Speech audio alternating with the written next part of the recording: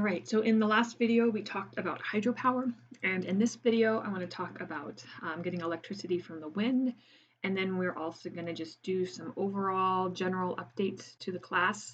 I'm going to show you where you can go to find the resources that you need to complete your final essay exam, and talk some about plagiarism and how we'll deal with the final essay exam, and go from there.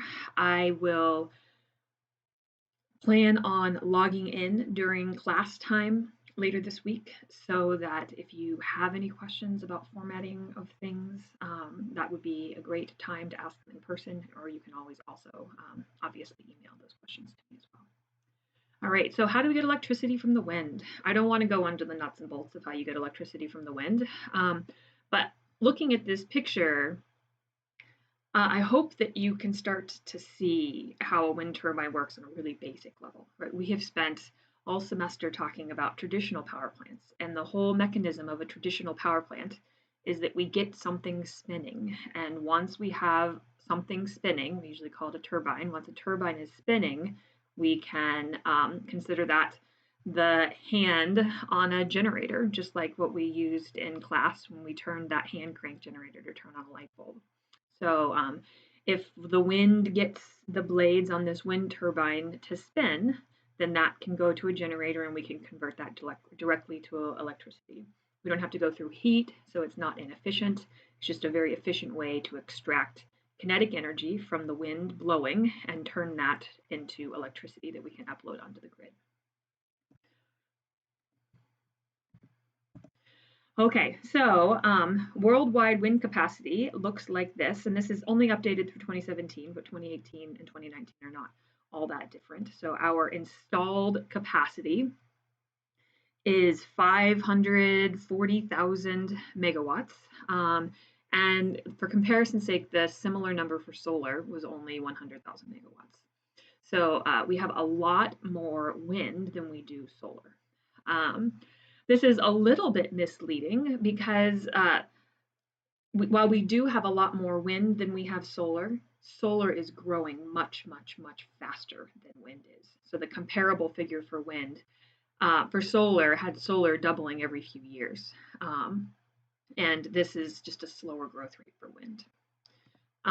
So here is a plot of where the wind resource is good. So the purples are the best wind resource. Oh, I lied. Let's look down here. So the purples are the worst wind resource, and then we go into the blues and yellows, and the reds are up here at the top. So looking at this map, I see a bunch of things. The first thing that really pops out to me is just the whole central United States is a huge wind resource. So what you might not be able to see unless you really squint, right here is the state of Kansas, the one right in the middle, the flat one. And over here is Colorado. And maybe it's just because I used to live in this area of the country, but I really have in my head that, right, Colorado is where the mountains are and Kansas is where it's flat. And this is true all through the central US. We have a giant series of mountains, which I'm just going to call the Rocky Mountains. A geologist would not agree with me calling that just the Rockies. It's a bunch of different mountain ranges, but we'll just call this the giant Rocky Mountain Range.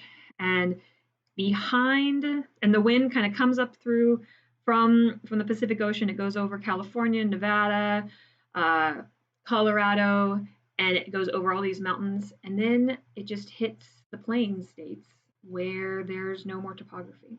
So it's very windy in the central US just because there's not mountains to stop the wind. Another thing that really pokes out at me when I look at this is our offshore wind resources. Right, everywhere that we have ocean right off land is colored as a very good wind resource. The only reason that these areas in the lakes aren't covered is because those are, I assume, being attributed to Canada and not the US. We can also see that there's a lot of variation in the wind resource in the vicinity of mountains. And so if we were to blow up, and we will blow up the map of New York State in a little bit, but there's a lot of variation in here. And so, right, the tops of mountains are very windy. The valleys between mountains are very not windy. So there's a lot of variation in a wind resource. And as you kind of were to blow up a lot of these regions over here in the Rocky Mountains or just on the West Coast in general, there's regions that are absolutely these sort of reds and black colors that are a very good wind resource, but they're mixed in and they're smaller in scale.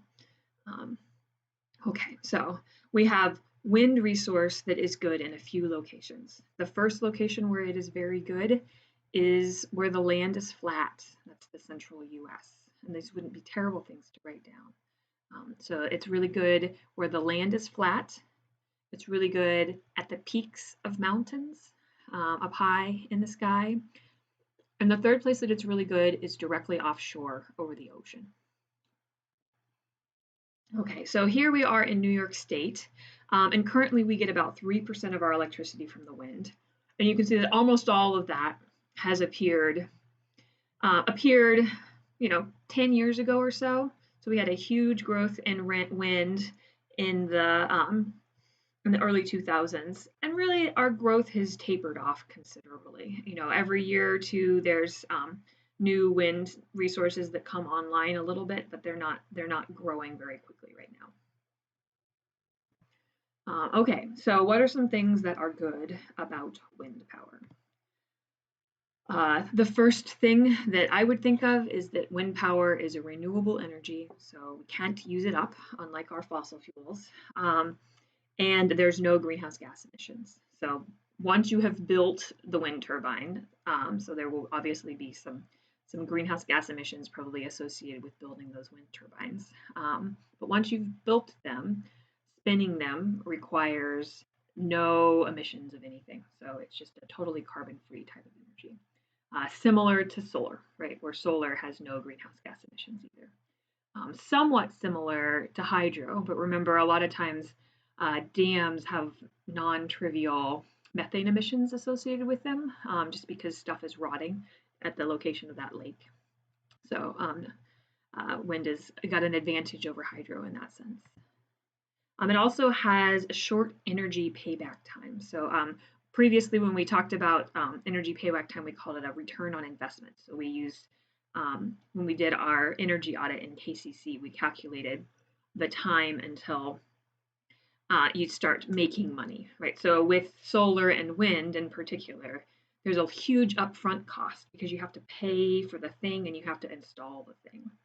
But once you have that, now any electricity that is made by your wind turbines is free. And so when well placed, wind power can pay for itself in just a few months. And after that, you are making money off of the wind turbine. So wind, particularly in those states in the central US, has been has been used widely for a long time just because it's cheaper. And this is better than solar. So solar takes years to be paid off. Wind is quite a bit faster. But solar is, of course, getting cheaper. Unlike solar, wind has been cost competitive with fossil fuels for a long time. So I just talked about that, right? So it's cheap. Okay, some downsides of wind turbines.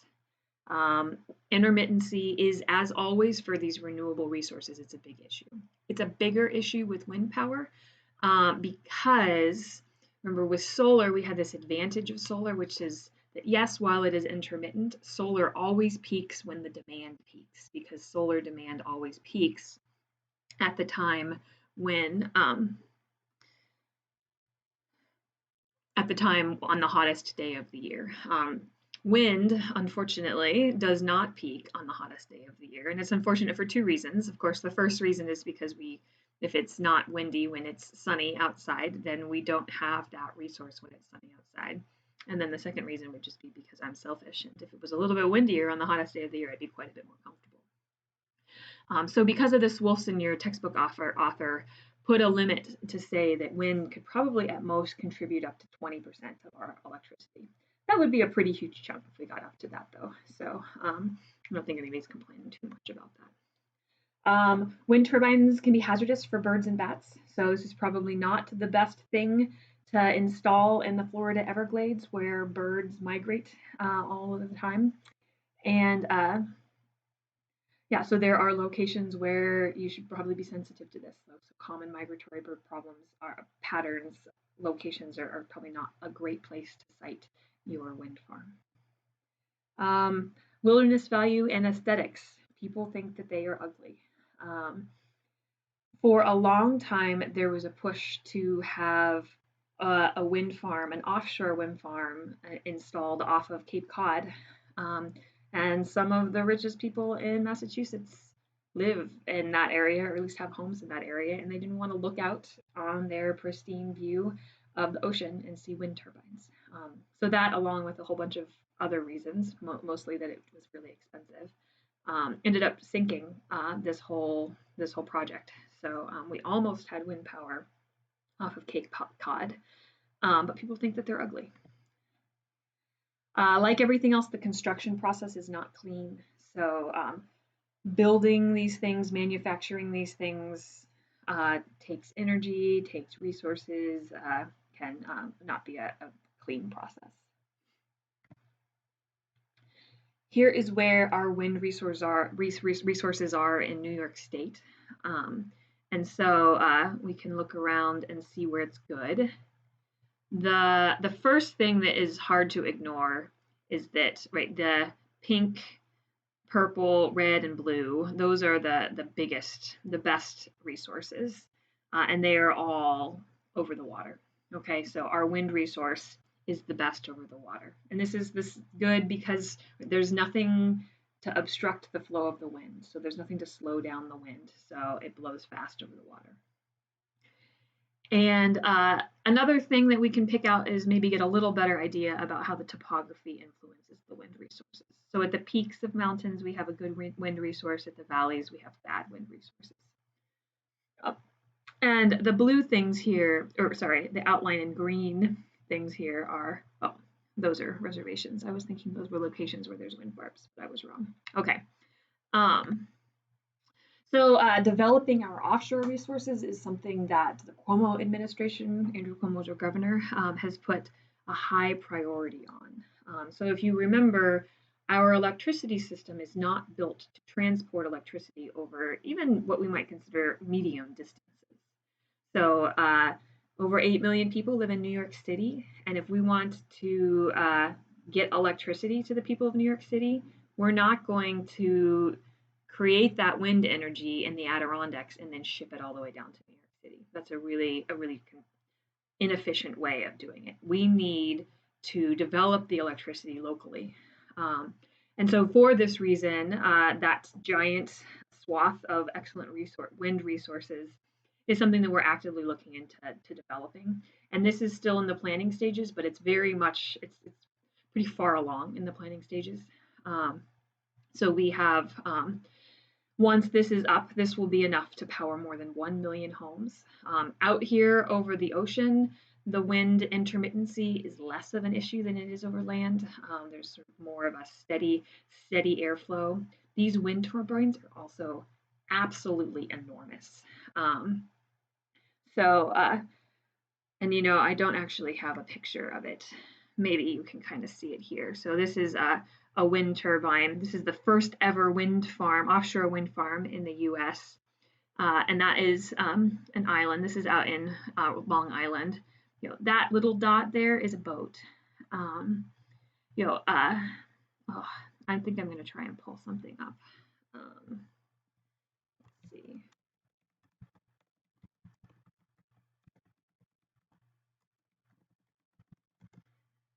Just give me 1 second. There we go. So this is just a quick Google image search that I just did for what an offshore wind turbine looks like when it's under construction. And open image in new tab. That's what I want. It looks like that. Right, so this down here, this is right, a barge that has to be constructed just to construct this wind farm, this single wind turbine. So building this wind turbine is incredibly expensive. right? This whole not barge. This whole platform here has to be constructed. These 4 pillows have to be anchored all the way down to the floor of the ocean, as does this wind turbine, right? It has to be anchored down to the floor of the ocean, and this whole thing is portable. So it's going to be constructed, and then it's going to be removed once the wind turbine is made, and it's going to go on to make the next one. So we're talking millions and millions of dollars to construct just a single wind turbine. They're much more expensive than a wind turbine that you would produce over land, which is why they have taken so long to take off. And yeah, so let's go back to the PowerPoint now. Okay, so there we are with that, and that's where we're going with wind. So assuming New York State doesn't enter a giant recession because of the coronavirus, we will be well on our way to building an offshore wind farm for New York State, and it will be by far the largest wind farm in the US. Yeah. Okay. So that's all I wanted to say about wind. The next thing to do is I want you to take the plagiarism quiz. So this is just something that you're going to do on your own. You won't report your score or anything like that, and it takes less than 5 minutes just to kind of test your knowledge of what constitutes plagiarism. And the reason that we're going to do this is because the energy future essay is up. So as the final exam for this class, you're going to be writing an essay on our energy future. So I want you to take a moment and read through that entire assignment. And I have also, in the materials for today, I've updated our syllabus. And I've only updated it in one way. Anything that I changed in the syllabus, I highlighted in red so that you could see what the changes were. My original plan for this class was, let me pull this up.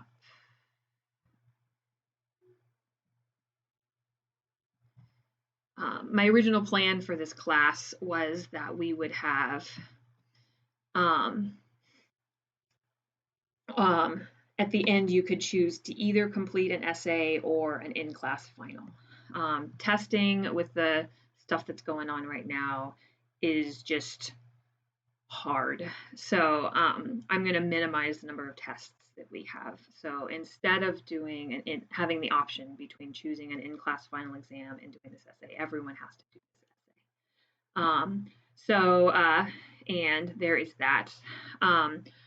We have 2 module tests, and we've taken one of them. We have 1 more remaining, and we will just do that module test during the last week of classes. And I haven't figured out everything about how I'm going to do that, so don't necessarily know for certain what that will be, but I'll keep you updated on how that's going to work in the coming weeks. And I think that is everything. Yes.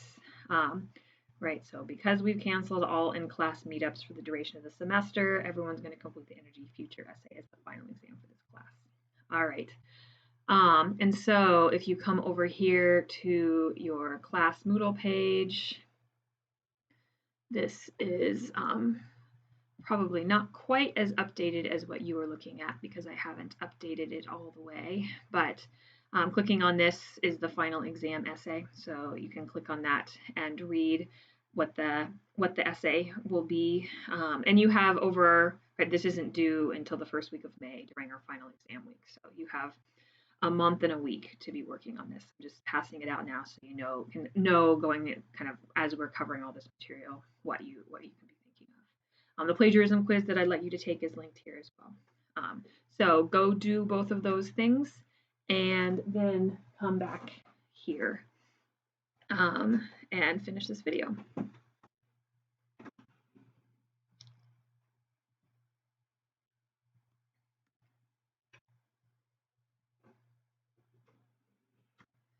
Okay, so let's go over a couple of answers to questions in this plagiarism quiz.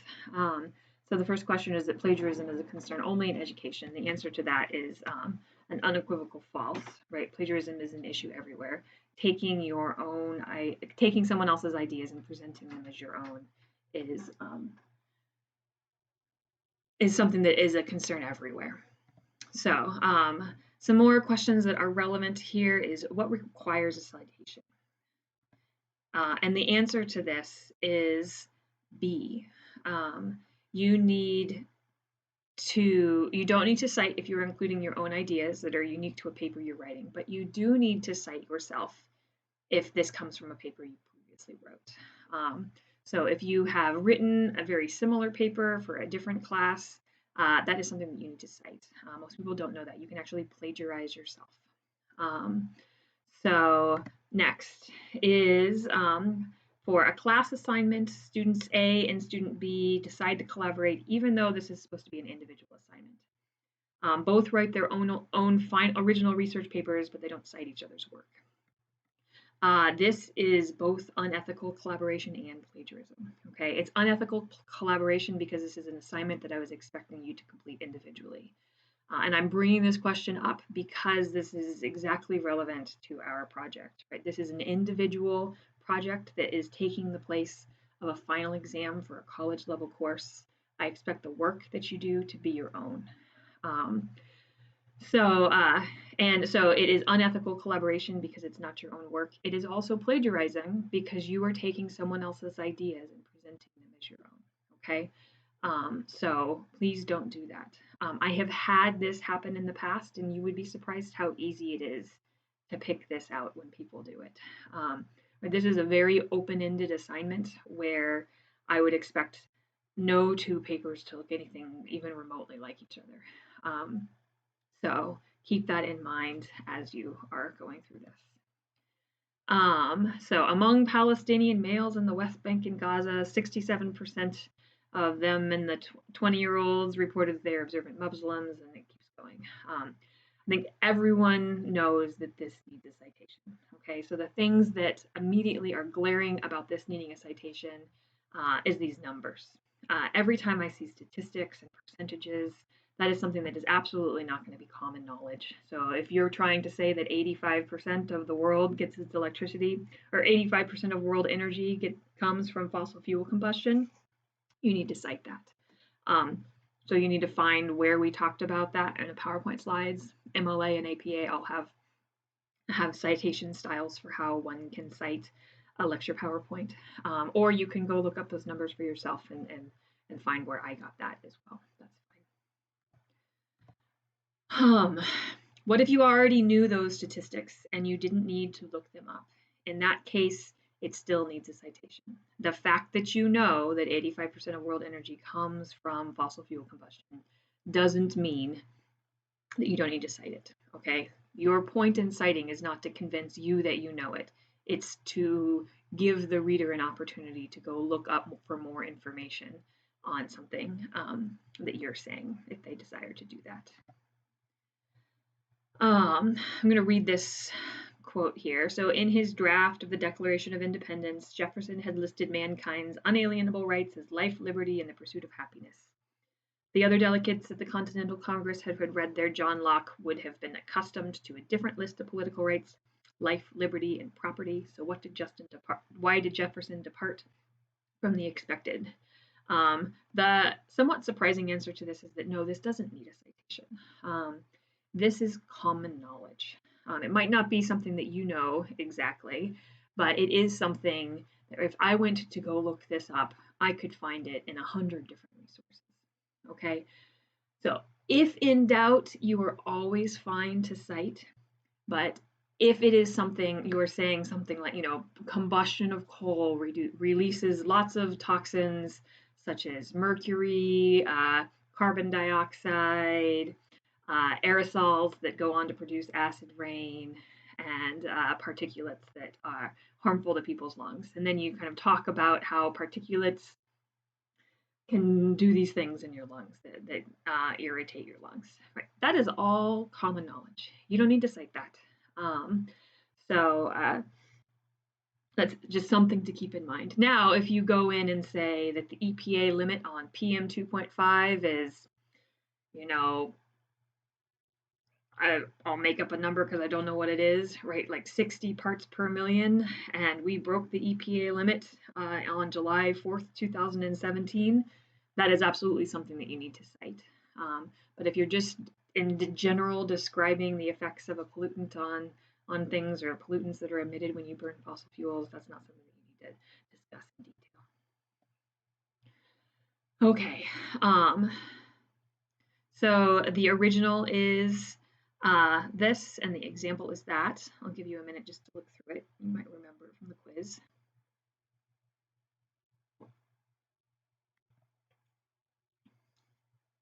So this is plagiarism, and 9 times out of 10, when somebody in this class is caught with a plagiarism score that is way too high, it is this, right? So this person here has cited that this information came from Huntington 10, but that's not sufficient, because if you want to say institutions are the behavioral manifestation of the moral consensus of mutual interest, there needs to be a quote around that. Okay, so putting quotes around this would make it be not plagiarism. But not putting quotes around it is plagiarism. A better thing to do is, it's very rare that you actually need a direct quote. So rewrite this in your own words, and then it will be neither plagiarism or poor writing style. Okay, so as an example of something that we're going to work on here, I want to rewrite this submission. So let's read through this. I'll give you a moment to read through this. This is a submission that someone sent for not this essay, but a previous essay many years ago.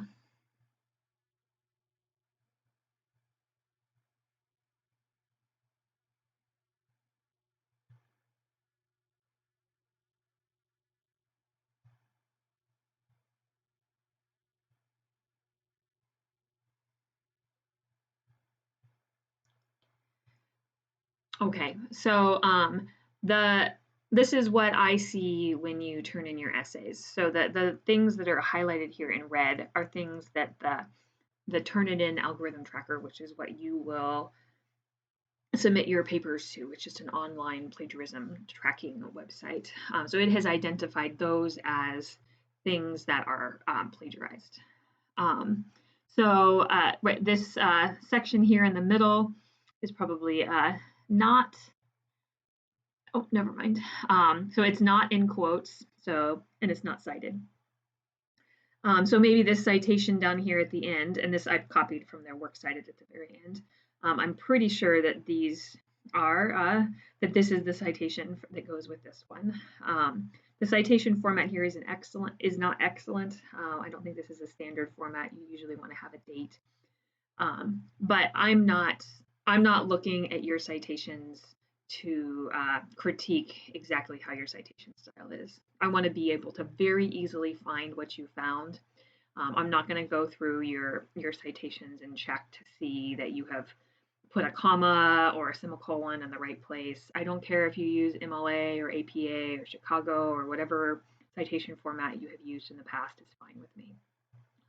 I do care that you have an in-text citation. So this is the in-text citation that tells me, if it's at the end of the paragraph like this, it tells me that the whole paragraph comes from this citation. If you're using multiple citations in a paper, then you use it in the sentence. And I have, we'll go through kind of a way that you might rewrite this to cite it a little bit better. But most importantly, right, they have a lower total cost and are the most efficient of the base load power providers, right? That is something that was directly copied from a source, and I don't remember which source it was. Natural gas power plants are a type of power plant that use natural gas as their fuel in order to generate electricity. I think this is maybe a little more forgivable than this down here, right? The base load power providers. I promise you that I don't think the person that wrote this knows what a base load power provider is. That's not something that is in their own words. So let's go over a couple of problems with this. Okay, what I would strongly prefer is that you provide an in-text citation in every sentence that needs a citation, not just at the end of the paragraph. Now, if you do get to where you have an entire paragraph that is requiring the same citation over and over and over again, it's fine to put it at the end of the paragraph, but that's not preferred.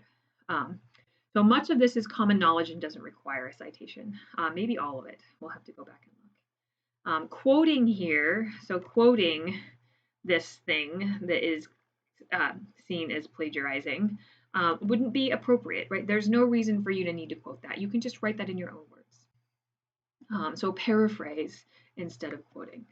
If your paper is over 5% quotes, then you are quoting way too much. So take what they are saying and write it in your own words. So what I would like for you to do is to pause this, take this paragraph, and rewrite it. Write it in your own words, use appropriate citation style. And that is, I expect this to take 20 minutes or so, and this is the participation grade really for the week. So I'm kind of front loading what's going on Monday instead of Thursday, and turn that in onto Moodle by class on Thursday. And then once you've done that, come back here and I'm going to show you what mine looks like. Please don't just copy mine. I want this to be an exercise in learning how to paraphrase, not an exercise in copying mine. I don't expect what you did to be perfect. I don't expect it to be like ideal. I just want to be something. Okay, so here's what my reworked example was. So let me get up this.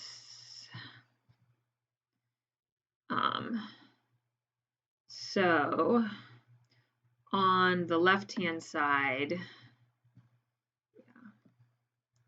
I have the original submitted quote, and on the right-hand side, I have my reworked example.